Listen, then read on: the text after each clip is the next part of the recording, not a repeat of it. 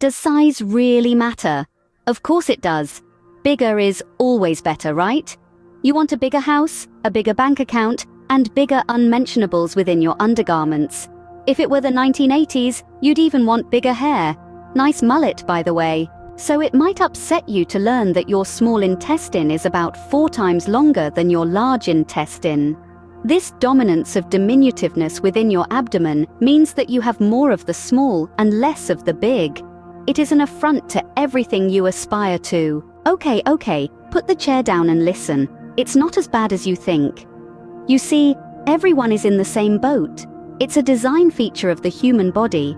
It's just one way that the divine creator reminds us that the yacht owners and Bentley drivers are fundamentally the same as day laborers and dog walkers. But that doesn't mean we can't try to do something about it. After all, if you could override this feature, you'd have something on Jeff Bezos, Richard Branson, and even Bernard Arnault. In fact, all of the rich and powerful, plus Donald Trump, would become your small intestined inferiors. For now, you can't even trade a private jet for larger intestines. So just imagine, if you could miraculously grow bigger bowels, you'd become the envy of the Forbes list with your unassailable length. Not to be outdone, it would be understandable, actually, entirely predictable, for Elon Musk to then decide to ditch Mars and redirect SpaceX's resources into an intestine enlargement for himself.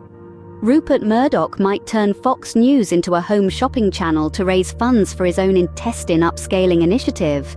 The rich would all start chasing the next toy, all thanks to you. Of course, you won't want to tell them about the side effects.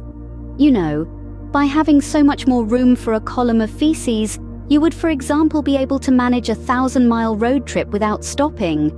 But you'd also need bigger toilets for the massive expulsion events that occur when you do finally need to dump. Nuggets would become boulders, twigs would become logs, and logs, well, they would become a legendary roadside attraction. Just make sure you leave the wreckage of that truck stop before they have a chance to hand you the bill. And with more room for intestinal flora, your flatulence would become more pungent than a sulfur pit. Your bum would shoot out putrefaction like a broken gas main.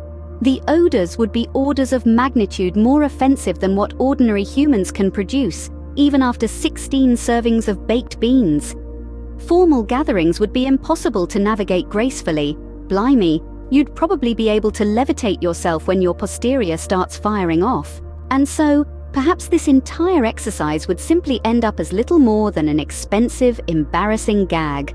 A way to give the finger to human nature and to encourage appreciation and embrace of the small intestine for what it is.